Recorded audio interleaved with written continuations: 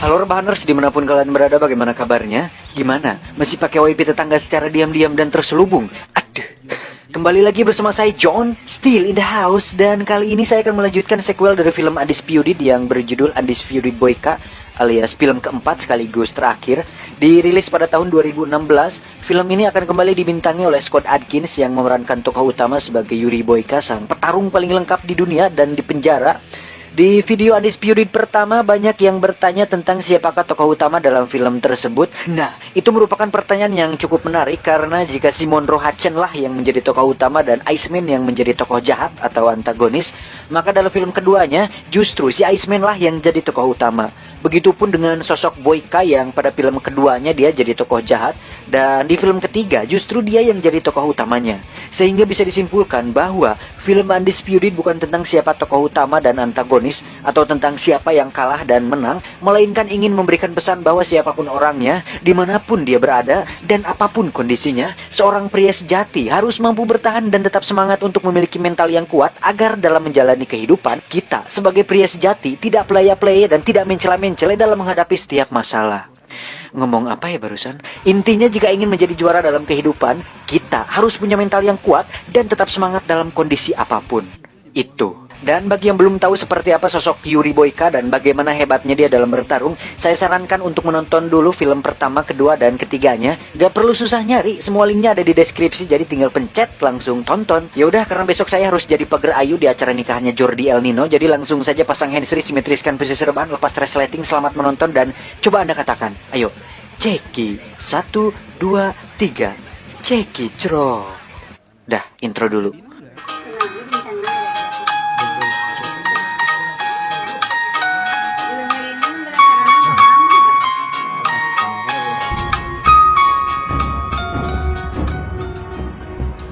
Diceritakan beberapa tahun setelah Yuri Boyka bebas dari penjara, dia pun menyumbangkan semua uang hasil kemenangan yang diberikan Gaga sang mafia kepada gereja setempat karena Boyka sendiri tidak memiliki keluarga dan dulur-dulur untuk diamplopi. It is hard to see what good you can do when you're surrounded by that. Violence has a way of consuming men. It's a sport.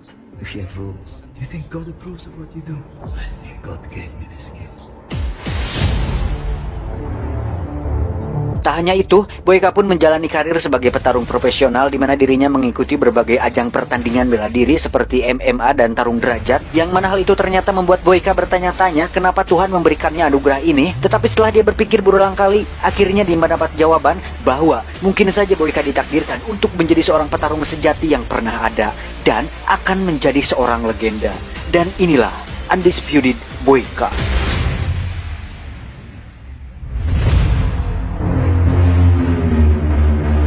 Adegan berpindah ke penjara tempat di mana dulu Boyka di penjara, yaitu penjara cornya Chomly pakai M di Rusia, di mana kita akan melihat seorang napi petarung yang memiliki tubuh raksasa.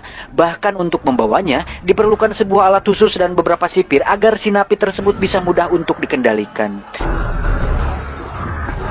Yang menganjingkan adalah ternyata lawan si raksasa merupakan petarung yang memiliki ukuran tubuh pendek, dan itu sedikit mengganggu karena seharusnya lawan yang cocok untuk dia adalah Om Dwayne Johnson alias The Rock atau Mas Jason Momoa alias Aquaman yang sama-sama memiliki tubuh besar. Tetapi karena sang sutradara tidak punya cukup budget untuk itu, jadi mas-mas inilah yang harus jadi korbannya. Dengan tubuh besarnya, si raksasa pun tak mempan terhadap serangan lawannya, dan justru si mas-mas itulah yang harus menerima pukulan berkali-kali hingga membuatnya sekarat.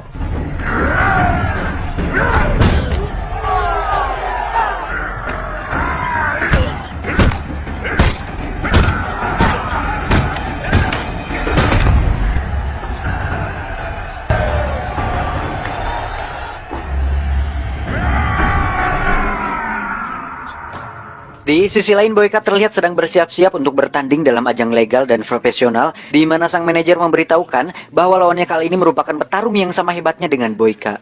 Mendengar hal itu, tentu Boyka langsung nyerenteng dan mengatakan, "Dengarkan aku, tidak ada yang lebih hebat selain aku di dunia ini." Camkan itu. Saitama dari kejauhan be like, "Masa sih?"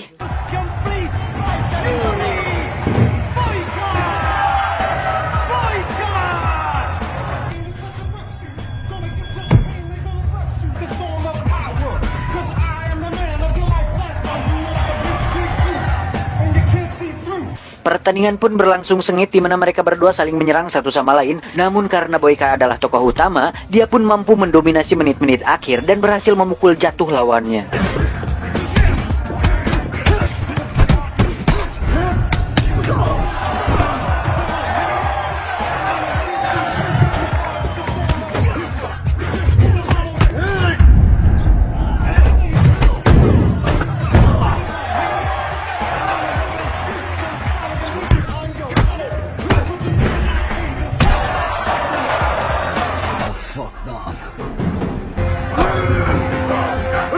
Tak diduga, sang lawan pun bangkit dan kembali menantang Boyka. Boyka yang dikit-dikit emosi dan dikit-dikit ngamuk pun dengan penuh amarah melayangkan rentetan pukulan biasa yang membuat si lawan tak sadarkan diri.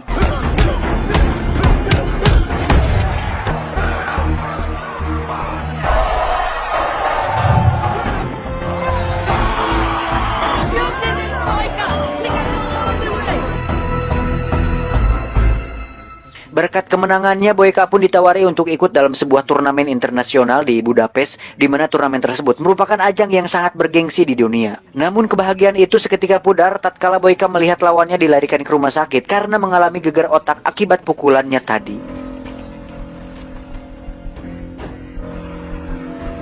Do you think God approves what you do? Dari situ Boyka pun terus dihantui mimpi buruk akan tragedi itu dan tidak bisa tidur nyenyak seperti biasanya. Dan yang paling naas adalah saat Boyka baru mengetahui bahwa lawannya semalam sudah meninggal akibat pendarahan di dalam otak. He's dead. Boyka pun meminta biodata lawannya kepada sang manajer lalu memutuskan untuk pergi menemui keluarganya dengan tujuan untuk meminta maaf langsung kepada mereka. Forget about him, Boyka. Does his family, did he have a wife? Sang manajer pun sempat melarang niatnya itu karena sebentar lagi dia harus pergi ke turnamen di Budapest. Tetapi karena dia kalah sima dan kalah dalam ukuran, akhirnya Boyka pun tetap pergi ke sana.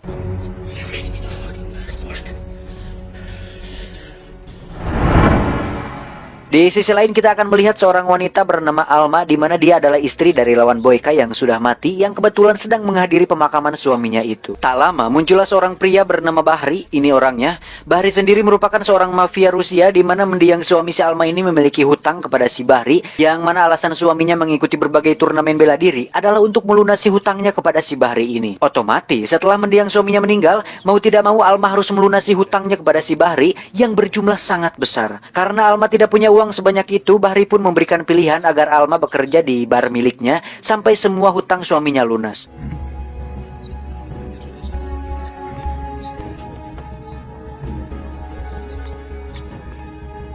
Sementara itu Boyka terlihat dalam perjalanan menuju ke Rusia untuk menemui Alma. Namun saat sampai di pos perbatasan, dia sempat tegang karena jika mereka mengetahui identitas aslinya, maka Boyka bisa langsung ditangkap dan dimasukkan ke penjara.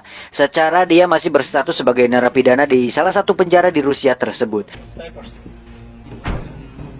Saat sampai, Boyka langsung pergi ke tempat Alma di mana si Alma ini merupakan guru di sebuah perguruan bela diri yang dibangun oleh mendiang suaminya. Dan tak lama muncullah seorang pria yang membawanya pergi dari sana.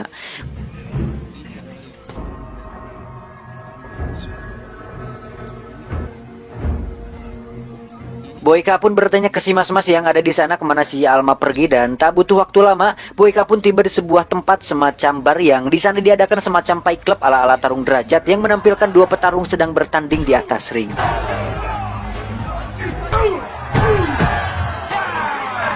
Faktanya, itu adalah bar milik si Bahri di mana Alma terpaksa bekerja di sana sebagai pelayan untuk melunasi semua hutang suaminya.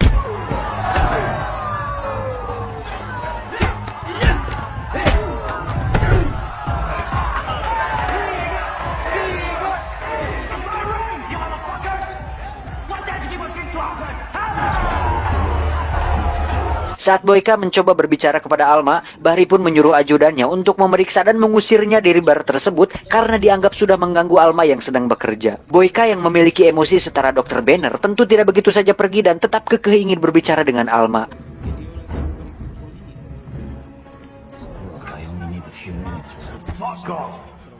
Hingga saat si ajudan menyuruh anak buahnya untuk melakukan kekerasan, disitulah dia melakukan kesalahan besar karena mereka tidak sebadan dengan Yuri Boyka sang legenda.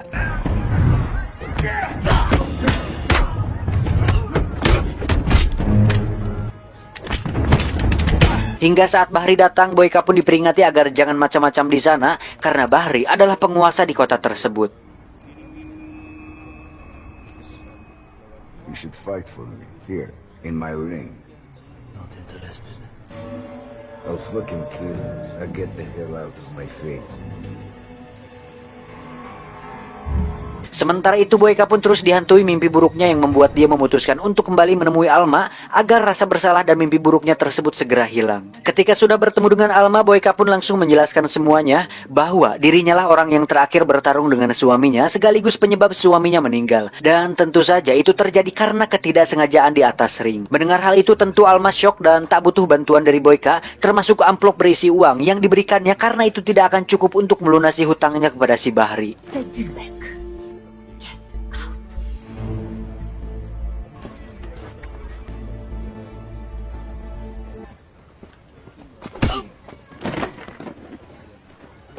Untuk itu Boyka pun melakukan sesuatu yang tak terduga, yaitu menemui Bahri dan membuat kesepakatan dengannya, di mana dia akan menjadi petarungnya dan bertarung dalam 3 pertandingan dan meminta Bahri agar membersihkan semua hutang Alma. Tak banyak pikir, Bahri pun langsung menyetujuinya. You really want to lose? No. Just make sure you say the skunk the last. I'm going to fuck you up. Faktanya, si Bahri ini ternyata sudah mengetahui bahwa orang tersebut adalah sang legenda penjara, yaitu Yuri Boyka. What legend? Don't you know who Yuri Boyka is? Esoknya saat Boyka akan pergi latihan, datanglah Alma untuk memberitahunya bahwa Boyka tidak perlu melakukan itu untuk dirinya karena Alma masih bisa membereskan masalahnya sendiri. Tapi Boyka pun menjawab bahwa dia tidak melakukan itu untuk Alma, tetapi untuk dirinya sendiri agar rasa bersalah itu hilang dan membuktikan bahwa Boyka tulus meminta maaf dan bertanggung jawab atas kematian mendiang suaminya. I come here to save myself.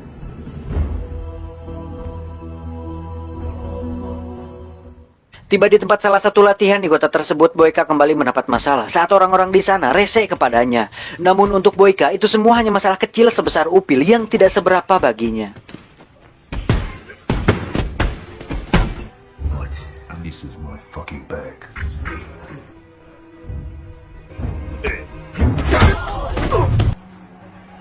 Tiba hari pertandingan pertama, Boyka pun harus melawan salah satu petarung kelas menengah, di mana Boyka menunjukkan kehebatannya di depan para penonton, termasuk Bahri yang menyaksikannya di lantai atas. Yuri Boyka! He's deadly. He's Boris Tarso!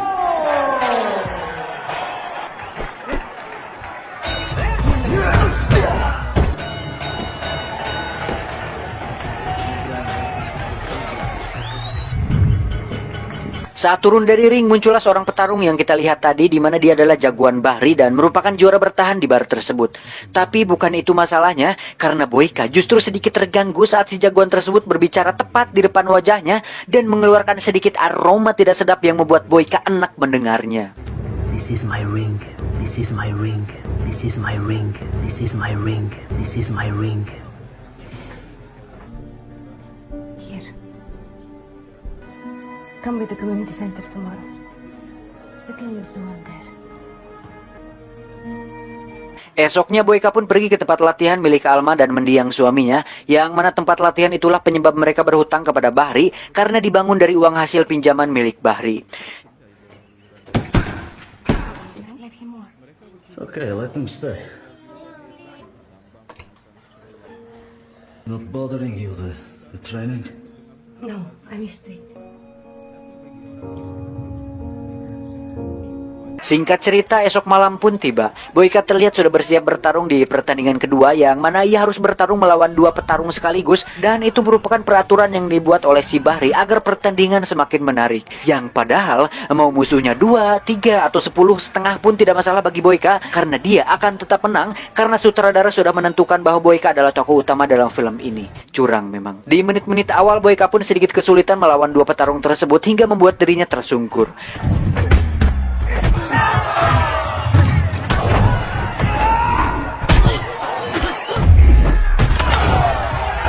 Tetapi saat melihat Alma yang terlihat cantik dengan pakaian yang belum selesai dijahit, Boyka pun kembali semangat dan langsung mengalahkan mereka berdua.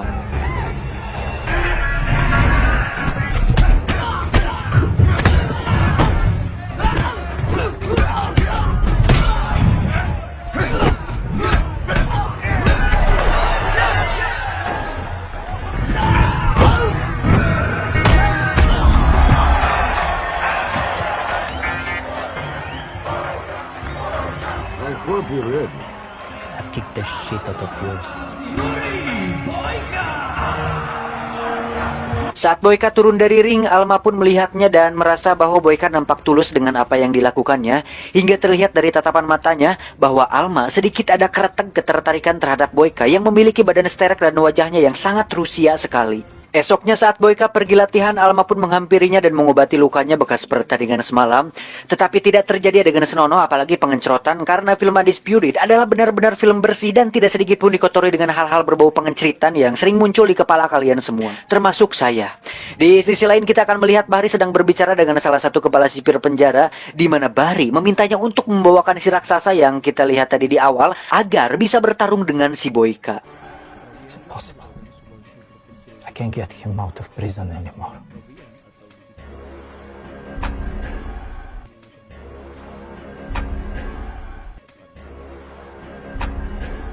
Hingga saat pertandingan terakhir tiba, Boyka pun langsung naik ring dan akan bertarung dengan sang juara bertahan. Dan seperti biasa, di menit-menit awal Boyka selalu kesulitan melawan musuhnya hingga membuat cedera punggungnya semakin parah.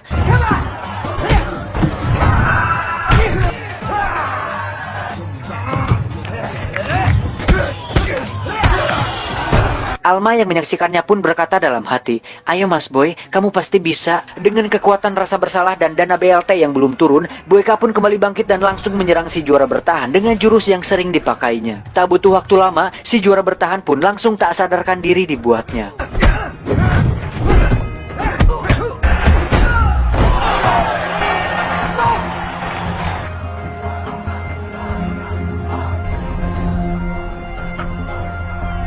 Merasa kesepakatan sudah selesai, Boyka pun turun dari ring dan berencana untuk segera pergi dari sana. Namun tak lama muncullah si Bahri yang mengatakan bahwa kesepakatan belum selesai dan Boyka masih memiliki satu pertarungan lagi melawan petarung raksasa bernama Kosmar, pakai S.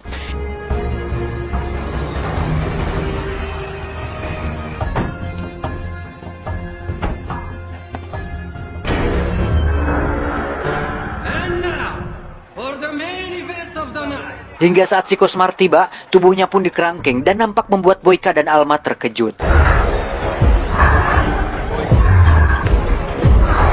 Saat pertandingan dimulai, Boyka pun melayangkan pukulan dan tendangan beberapa kali, namun itu tak mempan terhadap Kosmar. Hingga Kosmar menggunakan jurus dengkul kopongnya, Boyka pun langsung tak sadarkan diri dibuatnya.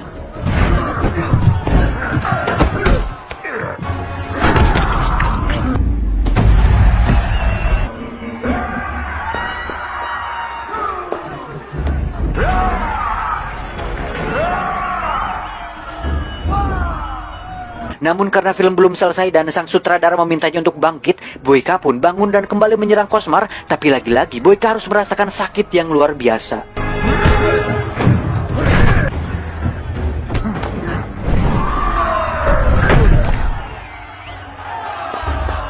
Setelah berkali-kali dilumpuhkan, akhirnya Boyka berinisiatif untuk melakukan kuncian kepada Kosmar dan tak diduga strategi itu berhasil hingga membuat si Kosmar terlempar keluar dari arena.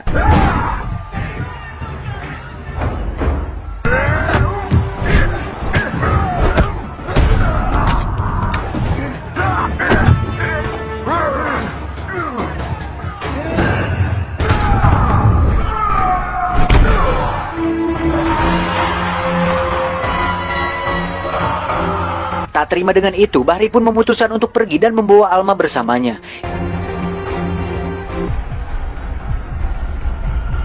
Hingga saat Boyka menyadarinya, dia langsung dipukuli oleh anak buah si Bahri. Dari situ terjadi pertarungan dan sedikit tembak-tembakan, di mana semua anak buah Bahri akhirnya bisa dilumpuhkan oleh Boyka seorang.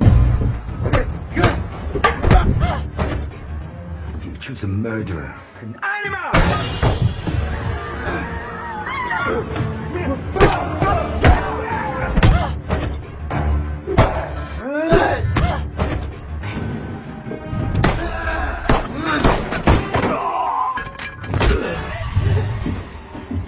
Selesai dengan itu, Boyka langsung menghampiri si Bahri yang tengah menyandera Alma.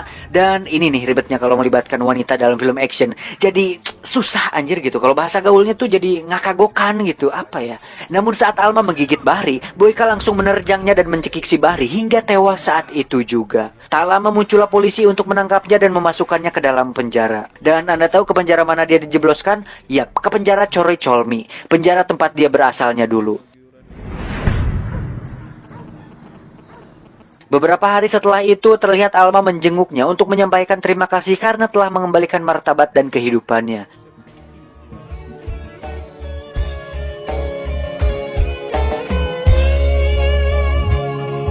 Janganlah katakan bahwa cintamu hanyalah nanti kau akan membaginya.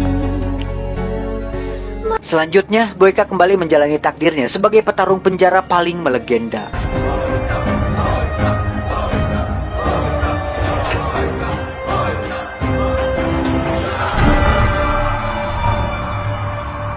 Tamat, ending yang membahrikan.